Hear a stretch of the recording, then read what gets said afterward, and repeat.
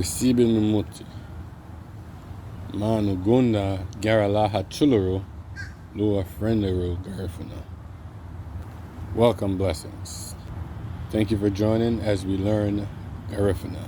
Today we have a few body parts to add to the list. Starting off with the head.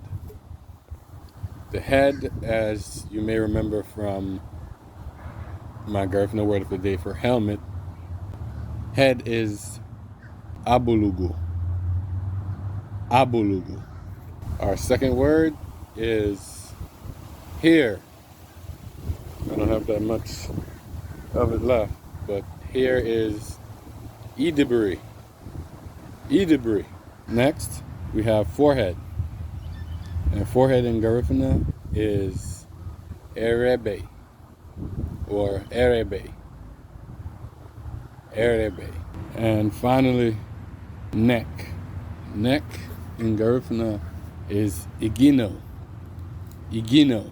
So appreciate you spending your time. And on to the next episode. Sereme. Ayo.